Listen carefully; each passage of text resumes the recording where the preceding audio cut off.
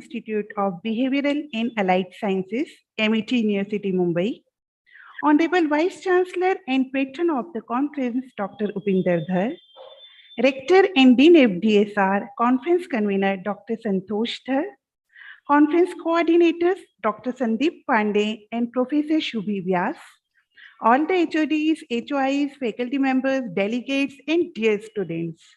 It gives me immense pleasure to welcome you all to the valedictory session of a two-day conference, MANOPRABHA-2022, organized on the theme of mental health and well-being, exploring new paradigms. Research encourages logical thinking and promotes scientific and inductive thinking. It was a huge honor for us to have such an esteemed gathering of academicians, intellectuals, and researchers in this conference. May I now invite coordinator of the conference, Professor Shubhi Vyas, to present the report.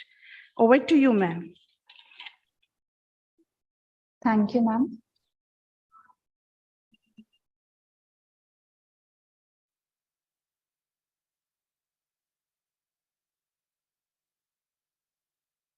Is my screen visible, ma'am?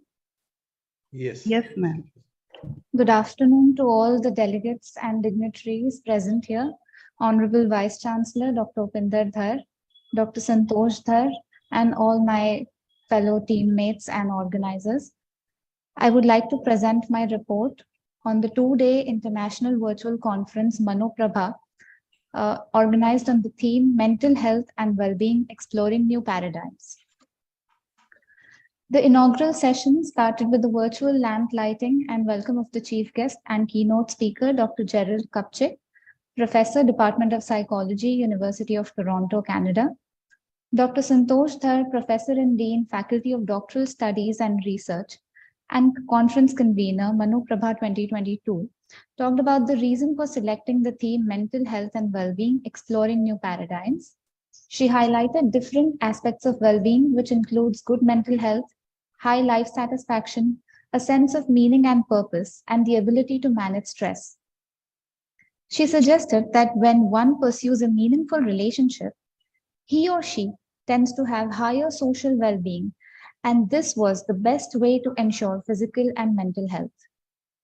She further said that the goal of this conference is to provide a platform for academics, researchers, and practitioners to disseminate the knowledge they have gained through their research and professional journeys, as well as to counter and address the concern of declining mental health and well-being. Honorable Vice Chancellor Shri Vaishnav Vidyapeeth Vishwavidyalaya, Indore, and conference patron Dr. Upinder Dhar said people are often unaware of the symptoms of mental illness which need to be treated. Depression, generalized anxiety disorder, substance use disorder, and psychosomatic disorders are the most common mental disorders seen in primary care settings among adults. He further discussed the prevalence of different developmental and neurodevelopmental disorders in the younger age groups. A number of factors like poverty, unemployment, and lack of housing, etc., are more likely to be the cause of depression, thus making them important factors in mental illness. An important point highlighted was that limited resources deflate the opportunity for education, which in turn prevent access to professional jobs and contribute to a persistently low level of social capital. Dr. Dhar encompassed all aspects of well-being and added that workplace bullying has negative consequences such as effects on physical and psychological health, self-esteem, and job satisfaction. In his address, chief guest and keynote speaker Dr. Gerald Kupchik, Professor, Department of Psychology, University of Toronto, Canada, fashioned his address in 5 acts, each with its own message. In Act 1, he suggested to learn to shift between the adult and the child, to understand the situation you are in and give yourself permission to be childlike again. In Act 2, he discussed imagining complementary sizes of ourselves, which are instrumental and expressive. In Act 3, he discussed situational hopelessness. In Act 4, he discussed our responsibility as professors and professionals to look under the rug where we bury all of the reality of students with politeness.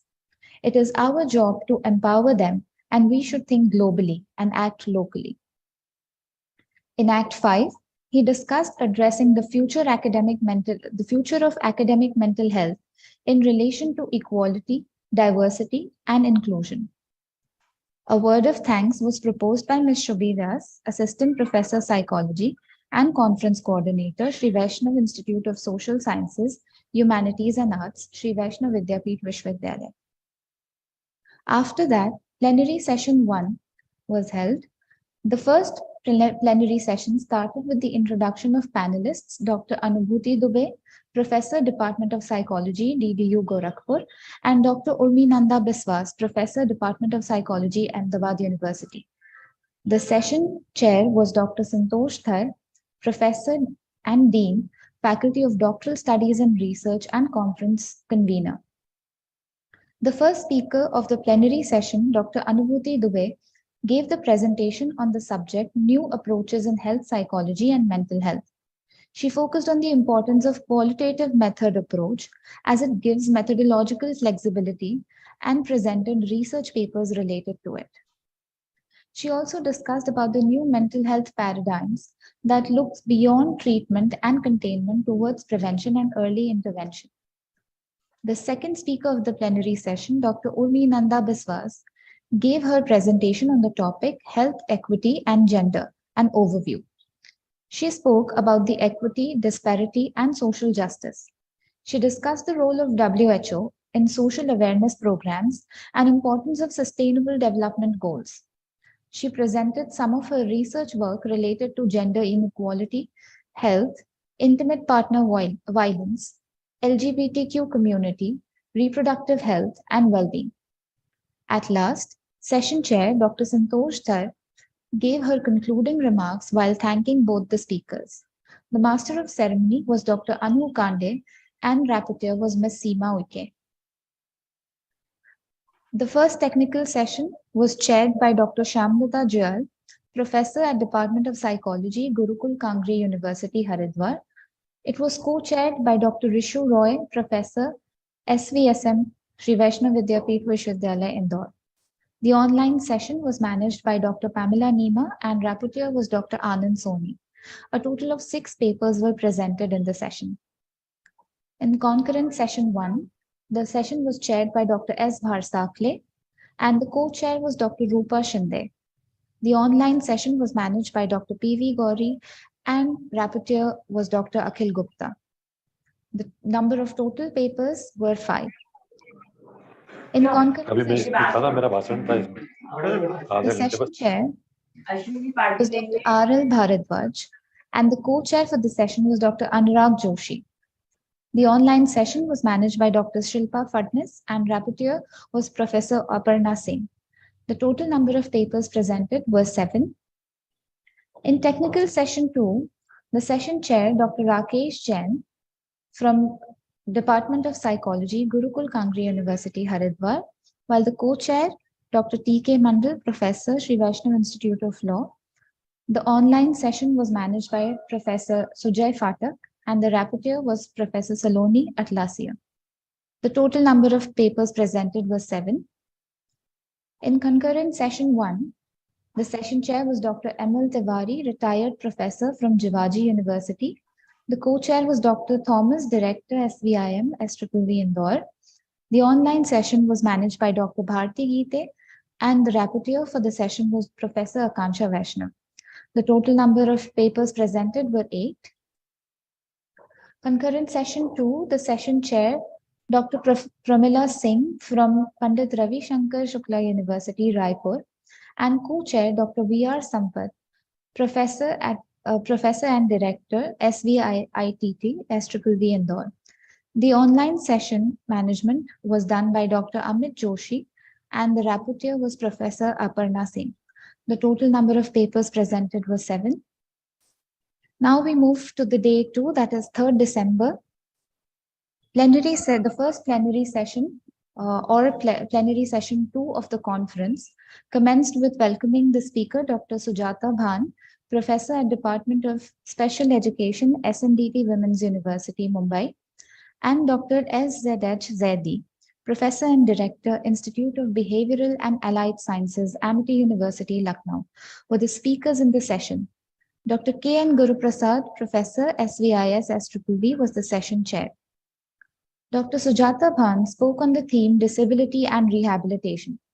She pointed out that people with disabilities are vulnerable and they face many barriers, such as attitudinal, physical, and addressing these barriers is our moral duty. She highlighted the human rights approach and emphasized on the importance of education for the development and success of our society. Dr. Zaidi spoke on mental health issues of persons with disabilities and old age theme. He highlighted that old age is one of the peculiar turns of life. Old people need more support. He explained the differences between visible and invisible disabilities and gave an orientation about the various problems associated with challenges confronted by a person with disability. He concluded by talking about the need for public health practitioners in promoting the mental health of persons with disabilities and old age people.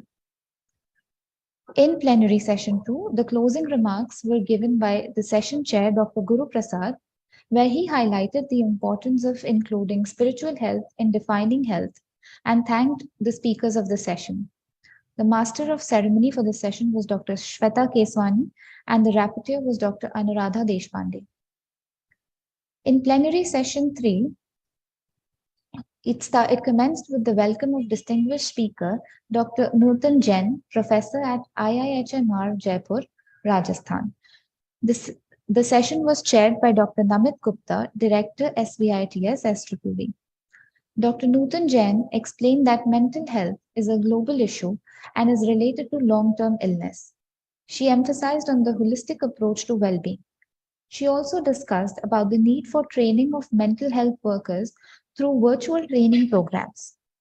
Some important tools like the Global Mental Health Assessment Tool were also introduced to the audience. The master of ceremony was Professor Ritika Sharma and rapporteur was Professor Sujay Phatak. The technical session 3 was chaired by Dr. S.Z.H. Zaidi and co-chaired by Dr. Pragya Jarodia. A total number of 8 papers were presented for the session. Thank you so much, Sheetal ma'am. Thank you, Shubhi ma'am. Feedback is an excellent tool for diagnosing errors in an event. We have with us some of the delegates who will be sharing their feedback with us. And for this, I would like to invite Pavitra Somaiya, Research Scholar, IGNOU.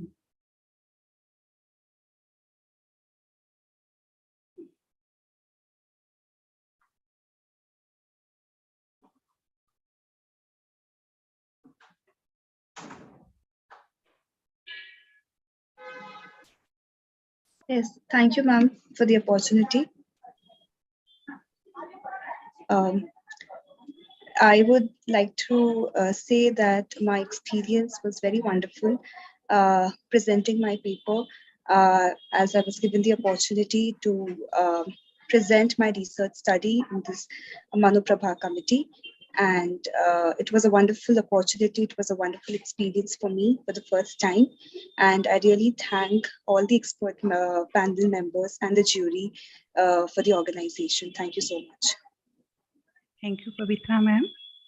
Now I invite Rosalind Richard, Counselor, St. Joseph School, Bangalore.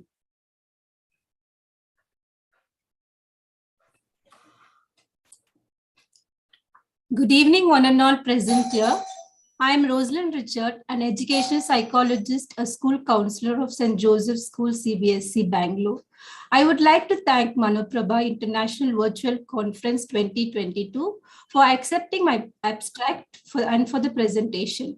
My sincere thanks to our conference coordinators, Dr. Sandeep Pandey and Professor Shubhi Vyas, and the entire team who are behind the success of this grand conference. This was my first international conference I participated. I enjoyed the opportunities this conference gave me, the insights I have gained from this conference that are well presented here. All the topics presented gave me a lot of knowledge and a great learning. The level of expertise and knowledge of the session chair, Dr. Tiwari, and the co-chair, Dr. George Thomas, were excellent. I love the time allotted for presentation is generous, promoting thoughtful question and answers. Discussion gives me a gift of thoughtful feedback. Thank you all, one and all, again. Thank you so much, ma'am. Now I invite Aratna Kolkardzu, Vasundhara Hospital, Jodhpur. Good evening, everyone. We are standing at the last month of our glorious 75 years as a determined nation, determined to shape a tomorrow that encompasses hope, novel ideologies, growth, scope, strength, and above all, promise. Promise to dedicate our resources, hard work, and research towards building a more tolerant, inclusive, and supportive world. A world where all have a sense of belonging, contribution, and validation. These 2 days of the conference has given us a boost, be it through a thought process or attitude. They have given us the reassurance that we are all on the right path together. Our keynote speakers gave us a very interesting perspective on how important inclusive ideology is in shaping a nation, setting the wheels of change into motion. We saw a variety of presentations ranging from psychiatric disorders to practices in psychological treatments. We shared reviews, opinions, ideas, and suggestions to better our techniques, be it for research or teaching practices, modalities, or perspectives. MANOPRABHA-2022 gave us all a platform to showcase our work and related interests. Shri Vaishnav Vidyapeeth Vishwavidyalaya has indeed raised the bar. It is an opportunity many crave for, and here we are at the fag end of our journey. My biggest learning in this experience has been the importance of listening. It is perhaps the most important, yet the most underrated skills in human psychology. Listening to everyone here, I feel more enlightened and represented at the same time. This has been a well-discussed, interactive, and truly an enriching experience. I am thankful for the papers presented, the keynote speeches and addresses on a variety of approaches to mental well-being. With such insightful pieces that we witnessed in the past 2 days, one thing that has become very clear, a slogan that everyone should follow: my sanity is my priority. Thank you. Thank you so much, Aratna ma'am. Moving forward, may I now invite Honorable Vice Chancellor and Patron of the conference, Dr. Upinder Dhar, for the concluding remarks. Sir, please. Chief guest on this occasion, Dr. Gautam Gawliji, deans, directors, delegates, organizing committee, and friends. I'm very happy that this first conference organized by our Department of Psychology was a great success. In fact, the topic chosen for the whole conference, the theme chosen for the whole conference is vitally important. It is so vast and important that a series of conferences can be organized on the same topic. Maybe we mark it as the first one. So next year, even if we keep the same theme, still it is relevant. When we talk about mental health, we are referring to neurotic disorders. As we know that those who are having any kind of neurotic disorder, whether it is anxiety neurosis or depressive neurosis or maybe even phobia, such people are internally disturbed. So they need attention. Sometimes, yes, medication is there, but then psychotherapy and counseling plays a very significant role. Similarly, when we talk about mental health, we are also referring to certain psychotic disorders where we can see the patients externally disturbed. We refer to schizophrenia, which is pronounced also as schizophrenia. And there are different types of schizophrenia, like simple schizophrenia, hebephrenic schizophrenia, catatonic schizophrenia, paranoid schizophrenia, and so on. So we are referring to it. The patients which need attention. We are also referring to manic depressive psychosis, bipolar disorders, dual personality disorders, so on and so forth, paranoia. We also refer to the perversions. When we talk about perversions, maybe psychopathy, it may be sociopathy, it may be voyeurism, it may be incest, and so on and so forth. So I've seen the report, and then there is variety of topics which were taken by various authors, and they have shared their experiences. But then at the same time, yet there is a scope to work on many other aspects. So when we talk about well-being part, see the mental health and well-being. It is the well-being that ensures mental health. But well-being, again, in itself, through so many researches which have been happening, particularly in recent past, are identified out in terms of variety. There in itself is a variety. For example, we talk about psychological well-being, we talk about emotional well-being, we talk about spiritual well-being, we talk about economic well-being, we talk about social well-being. So in itself, well-being is expanding. And so far as the psychology is concerned, the psychological disorders are concerned, mental health is concerned, directly what is relevant is psychological well-being, emotional well-being. And today, we also talk about spiritual well-being. So all these, if taken care of, mental health can be ensured. These days, lifestyle disorders have increased. There are certain disorders which are happening because of the lifestyle that we have adopted. See, the dependence.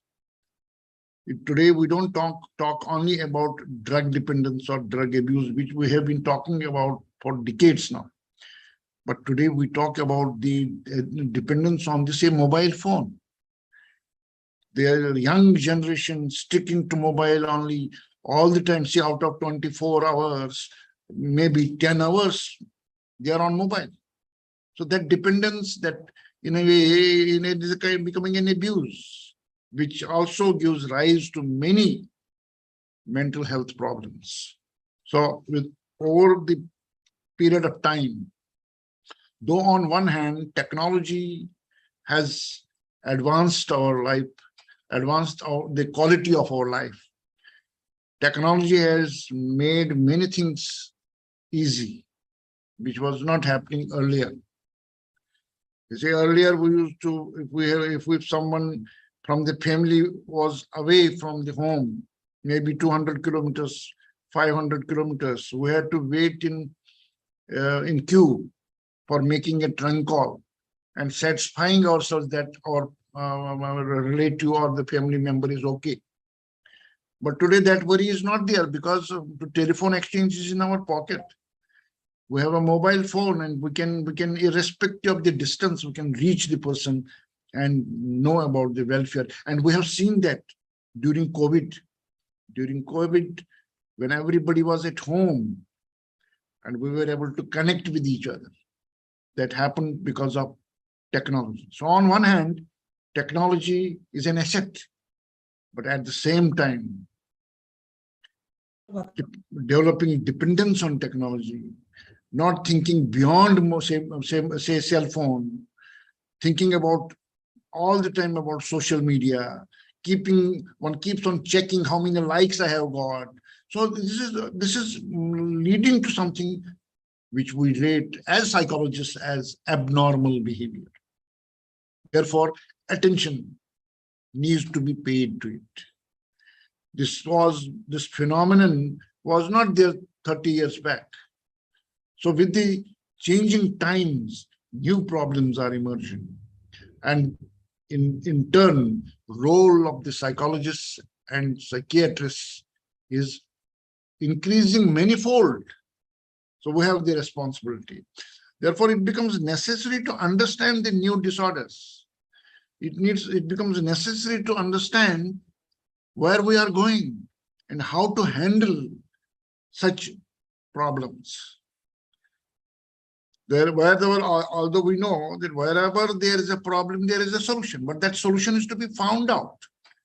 So psychologists and psychiatrists and all those who are working in the field, particularly related to mental health, have a great role to play. And to understand what we know, for sharing that, conference is one of the best platforms. Therefore, this conference organized by the Department of Psychology is going to be a continuing process. This was the first one this year. I would like to congratulate our coordinators, Dr. Shubhi Vyas and Dr. Pandey, for working very hard along with their team for the success of this conference.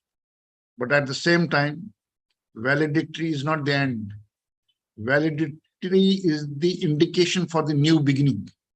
Therefore, they have to start and gear up for the next conference.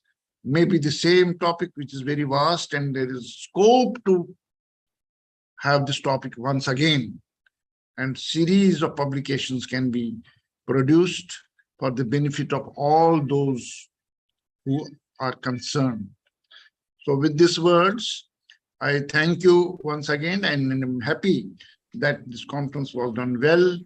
And I'm sure that in future also we'll keep on doing such good jobs, such good activities, such good conferences. And I also thank all those who were associated with this conference. And the end, I would like to thank Dr.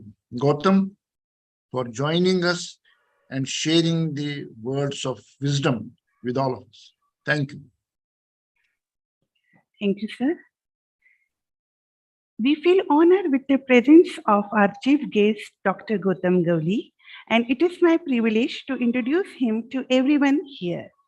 Dr. Gautam Gawli is currently a professor and director of MIT Institute of Behavioral and Allied Sciences, MIT University, Mumbai. Dr. Gautam presented research paper and chaired the session in British Psychological Society's Silver Jubilee Conference at London, UK. He also presented research paper in the Conference of National Career Development Association, Boston, USA.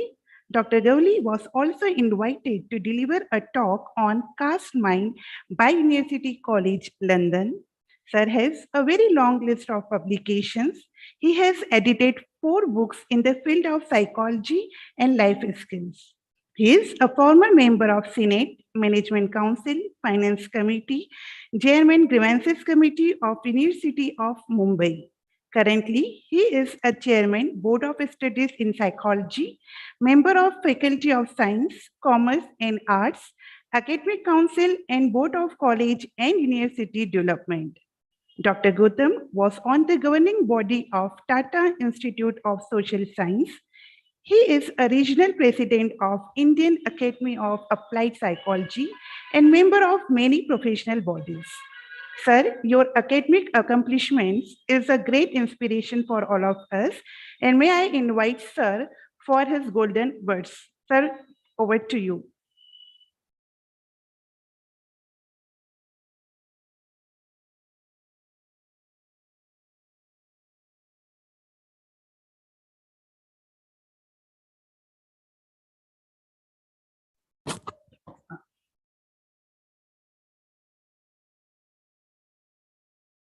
Sir, you are still muted. You'll have to unmute yourself.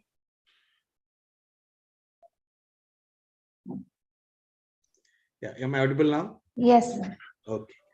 So, Honorable Vice Chancellor, Sir, Dr. Upender Darsi, Madam Santosh Dar, my colleague from Department of Psychology, say esteemed university, Sri Vaishnav Vidyapit Vishwavidyalaya. I, at the outset, congratulate all of you for successfully conducting international conference on this MANOPRABHA platform. And I also thank the organizer, Honorable Vice Chancellor, sir, and his team for giving me an opportunity to interact with you at this very important concluding session of your international 2 days international conference valedictory function. We just listened to our Honorable Vice Chancellor and Dr. Upinder Dhar, because we all respect him in the field of psychology. It's a well-known personality in the field of psychology, and always listening to him, reading to him is a learning experience always for all of us. Now, in his concluding remark, he very rightly pointed out that this is not the concluding session as such, but it will create some more avenues, more academic venture to discuss on this particular topic, well-being. Now, I have decided whatever the time, how much time is given to me, sir, now, so accordingly I can plan my presentation. Sir, you have 30 minutes. Okay, that's fine. Okay. So I look at this particular whole issue of well-being from psychosocial perspective. And I could see when I attended inaugural function, and there also our Honorable Vice Chancellor made a very interesting remark about social justice and social equity and other aspects, how it affect individuals' mental health. Now, looking at this psychology as a discipline, we always look at psychology from two angles. One is either we consider it as a medical field, and some of us, we look at psychology as a social science. And I always look at psychology, personally, I look at psychology as social science. And I always think that social sciences have been created to solve social quest. So if psychology being a social science, and if social sciences are created to solve social quest, so let us look at this. What are our social quest when we talk in terms of developing country? So when we look at mental health or social well-being, or what Honorable Vice Chancellor just now said, emotional well-being and spiritual well-being, so it is very important for us, being a part of or being a developing country, that socio-economic factors or socio-economic factors or social aspects, how it impact on mental health of an individual. So if you look at our own kind of complexities in our country, so you'll find that some of the controversies. Yeah, look at this. Ours is a multicultural society, very diverse culture.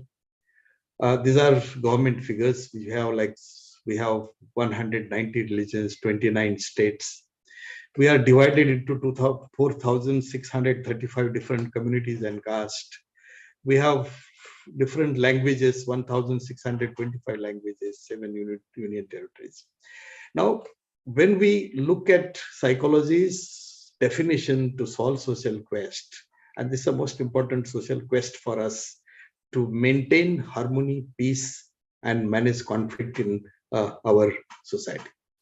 So here we'll find that religious conflicts we've experienced time and again. If you see the history of India, we'll find there are so many conflicting situations, so many rights and violence on religious ground. We have caste where there are a lot of conflicts. Then languages, of course, I mean, the language also, there are many conflicts in various parts of our country. Now, I don't have to, because you are all well aware about this, what are different conflicts we experience on the basis of caste and communities. Like even if you travel in a public transport or train from one place to other place, and when we are in our compartment, and there also we think that, I mean, when person sitting beside us or fellow passenger, we are interested in knowing what is his caste, what is his religion, what is his language which he speaks, which region he belongs to. Because, and unless and until we get this information, sometimes we feel very unrest. Sometimes we feel suffocated, that how will I know the person who is sitting beside me? What is his background? I think this is something which is very important to, from social well-being point of view, that we are interested in knowing the socio-cultural caste background of our fellow passenger, even with whom you are going to travel for 6-7 hours. So that's very disturbing again. Language, we know that, we fight on languages. Like 29 states, we have border issues, and there are different issues, which I think you all are aware about this. And most important nowadays, what is happening in Maharashtra and Karnataka, that is again one of this. Leave aside the politics and other things, but conflicts are there, right? So I think this conflicting situations which we face, and it has been like, see, if you see the history, and where we go visit different places, monuments, and different kind of this one depicted in different historical places. Okay, and there we come to know what kind of conflict we had in history, and we carry that conflict even today. So I think that disturb that individual who is carrying this conflict, at the same time who is creating this kind of conflict, so that affect not only his mental health but mental health of total society. I think this is something which a social scientist should look at, and psychologists, being a social scientist, I think this is also one of our prime responsibility to look into this. Now, if you see the other aspect, like see whatever has happened in the past, and you'll find that history determines our behavior sometimes. What has happened past, it determines our present, right? And then look at this our history, and we'll find there are some kind of conflict, some riots took place in various parts, Mumbai, Bhiwandi, and other places, like if you say next. Now, people, those who were victim or those who were part of this violence, our children, those who have witnessed this violence, has become now to 25 years or 30 years, they have become now. And if they look at this, that they have lost their dear ones, they have lost their yeah. So they have lost their all, properties and their relatives. Okay, they lost their life. So now it is too difficult for social scientists to reconciliation, because we talk in terms of counseling, but reconciliation is a very, very important part, and how difficult it is to have reconciliation. Okay, we can't simply take one individual and start counseling this. So there are two communities or two geographical locations. Okay, so that needs reconciliation, and it's too difficult task to reconcile, to like see kind of collective responsibility to discuss, confront the past which we had. Okay, and sometimes this memories and memorials and this thing are built in some places. So if you visit there as a tourist, so we also get to know the conflicting situations, and there's a possibility some people, they carry these conflicts. Okay, conflicts are not wrong, or conflicts are not something which is bad, but we have to learn to manage conflicts. We have to have some kind of arguments. We should have some intellectual arguments to manage the conflicts. Then look at some of the aspects which we like see how health is defined.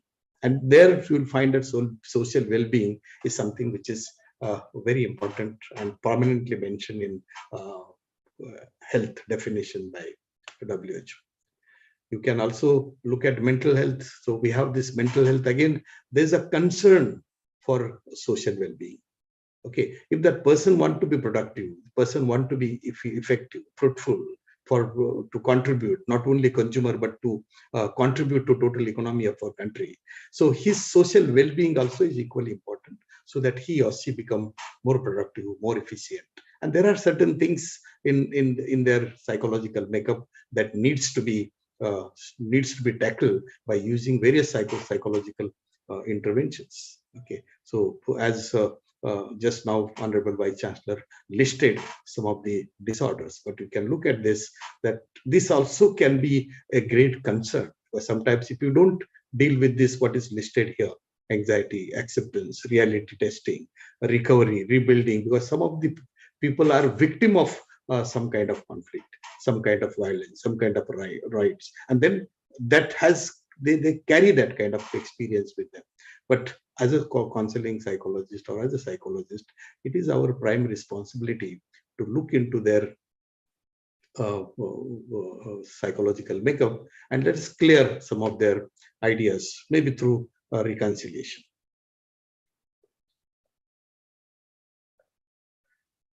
Now, youth with socially disadvantaged background is another very important aspect, because our country is a country of youth. Our on an average age is 28 years today, because we are the youngest country in the world. Okay, and it becomes it's a responsibility of all scientists, including social scientists, all social scientists and psychologists, to focus on youth development. And you know that, I mean, Government of India came out with National Youth Development Policy. Okay, and that needs to be implemented properly. That 2014, Government of India came out with this National Youth Development Policy, and there we'll find a lot of, I mean, those victim of injustice, victim of all kind of discrimination, including people with disability, people with different social background, socially disadvantaged groups. I think the equity principle, which I think even Honorable Vice Chancellor also mentioned in his concluding remark, and they are some of this victim of this, because what we have our psychological assessment. And some of these people, those who have been discriminated, those who have been marginalized, those who have been victim of caste discrimination, religious discrimination, whatever, then even to gender discrimination also, because it's a very important, because I could see the report which Madam Subhi read, and there she has covered everything, including gender discrimination, gender issues. Now here we'll find that, I mean, kind of things which happen, like, see, if there are kind of general mental ability, for example. Now we talk in terms of intelligence. Now there are some people, I mean, if they perform poorly, it is not necessarily that their general mental ability is low.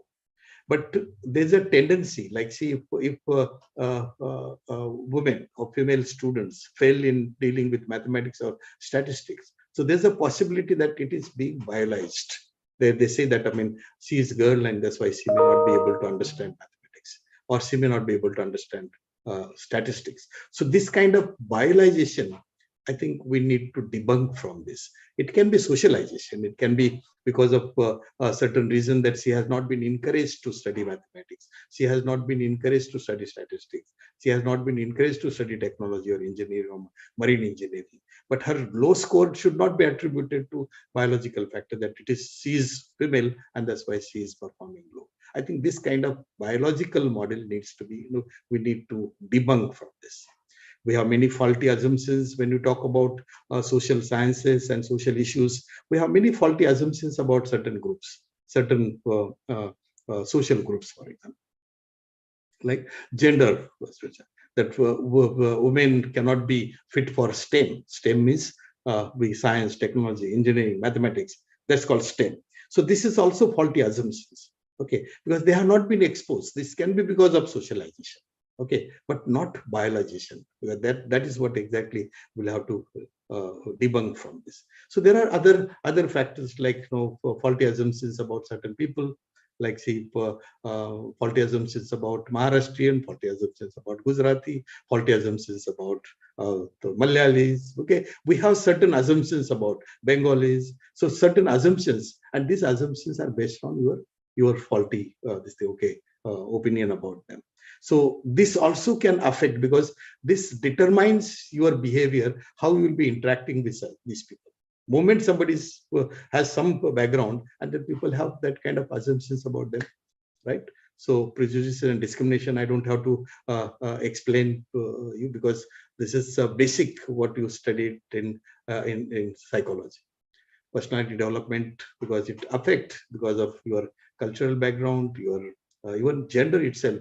Men and women also can be two different culture, And this cultural impact needs to be understood in your overall personality development, and that also affect your mental well-being, social well-being later on. Attributional pattern, I'm going very fast. Attributional pattern. Now, attributional pattern, we have studied these theories in our fundamental psychology. But here we'll find that, I mean, if you met with, say, and then Dr. Upinder Dharji and other our senior psychologists, they have worked in this area, and they found that, I mean, people, particularly scheduled tribe, for example, if they met with success, if they achieve some success in their academics, for example, so there's a possibility that they attribute success to external factors. Okay, and they don't attribute to their internal factor.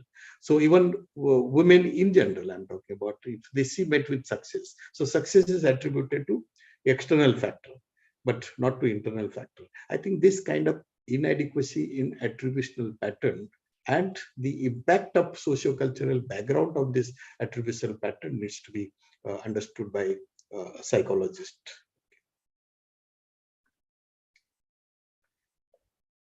Yeah, and then another aspect, because entry, because as I told you, the country is our country is the youngest country in the world, and we become very important source for word of work, right? And to look at because this particular position of being young may continue for another 10, 15 years. Okay, but in this 10-15 years, our 28 age is supposed to be in the word of work. So where they are, I think that we need to find out. If that is going to be source for whole word, that human resource source for whole word, then we have to work on this area also, so that our youth really become enter in word of work in such a way that they not only contribute to our total economy of our country, but they should be able to contribute to the total economy of word and create that kind of image of our country, that being a young country has become source for human resources throughout the world.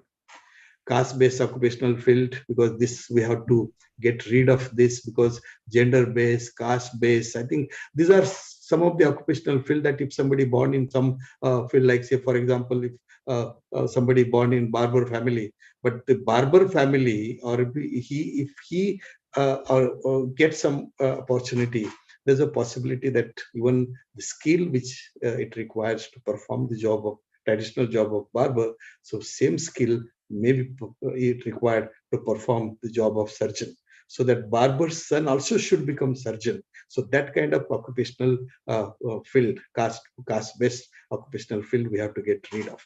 Even like blacksmith's son, I mean, blacksmith's son also can have a if opportunity is provided, and constitution do provide this opportunity. So if opportunity is provided, that boy can become even mechanical engineer. So that kind of development needs to be taken. And being a psychologist and being a career psychologist, those who are interested in, because after all, career guidance is nothing but it is a behavioral science. So I think we need to focus on that particular aspect. And same thing is related to gender discrimination, because gender-based occupations also are there, right? Like if you ask 12th standard boys that how many of you want to become nurse, and the boys, they look at girl saying that only girls can become nurse. Why not male nurse? So that is again gender biases in occupational field. Okay, because they should be aware that there can be male nurse. It is not that only male will become doctor. Male also can become nurse. So like female also can become a doctor and not necessarily nurse alone. So that kind of gender-based occupational field also needs to handle this thing. Stereotype debunking. I think this again that we have certain stereotypes which I already discussed this thing. Okay, so we need to debunk from this kind of this thing, and then we need to focus on our mental health services and social orientation. And we'll find nowadays even psychiatrists, they develop social orientation and they become more of a more effective rather than typical physician. They also add more of a social component, social orientation, and they become more competent psychiatrists, but they become competent psychiatrists only if they develop that kind of competency in understanding diversity of our country and our culture. So that cultural or multicultural competency is equally important to be successful in the field of in psychology and maintaining mental health. So thank you very much. This is what I would like to share with you. Thank you so much. Thank you so much, sir. And it was really a very insightful session. Thank you once again. And now I invite Conference Coordinator, Dr. Sandeep Pandey, to propose vote of thanks. Over to you, sir. Unmute yourself. Sir, unmute yourself, please.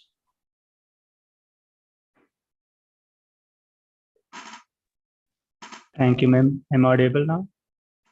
Yes, sir, you're audible. Okay. Good evening, everyone. I feel privileged for having given me this opportunity to extend words of thanks on this occasion. I extend my warm regards and gratitude to our chief guest of the valedictory ceremony, Dr. Gautam Gawli sir, Professor and Director, Institute of Behavioral and Health Sciences, MIT University, Mumbai, for his kind presence and a very motivational and knowledgeable address. I would like to extend my heartfelt gratitude to Dr. Gerald Krupchik for sparing his time and giving a wonderful inaugural speech. I express my gratitude to conference patron and Honorable Vice Chancellor to Dr. Upinder Dhar for all possible support and encouragement throughout the conference. I would like to thank all the plenary speakers, Dr. Anubhuti Dubey, Dr. Urminanda Biswas, Dr. Sujata Bhan, Dr. S. Jaidi, Dr. Nutan Jain, and all the session chairs, Dr. Syamlata Juyal, Dr. S. Bharsakle, Dr. Rakesh Jain, Dr. M.L. Tiwari, Dr. Pramila Singh, Dr. Navratan Sharma, Dr. K.N. Guru Prasad, Dr. Namit Gupta, and the co-chairs of the session, Dr. T.K. Mandal, Dr. Risu Rai, Dr. Rupa Sinde, Dr. Anurag Joshi, Dr. George Thomas, Dr. V.R. Sampath, Dr. Pragya Jarolia, and Dr. Uttam Sharma for sparing their precious time and giving their valuable feedback to the participants. I extend my gratitude toward the conference convener, rector, and Dean FDSR, Dr. Santosh Dhar, for supporting us at every moment throughout the conference of deliberation. I would like to thank all the session moderators and reporters for excellent conduct of the technical session. Also, I would like to thank all the participants for their wonderful presentation. I want to extend my vote of thanks to our organizing team, especially the Department of Psychology, for making this event successful. I would like to convey my special thanks to my teammates and colleague, Ms. Subhi Vyas, for her support and cooperation in the entire journey, right from the preparation of the conference until this moment, make this conference a grand success. Finally, I wish to thank all the people who have been associated with us directly and indirectly in the organizing of the conference. Thanks to everyone for grand success this conference. Thank you. Thank you so much, Sandeep sir. And now I request all of you to rise for national anthem.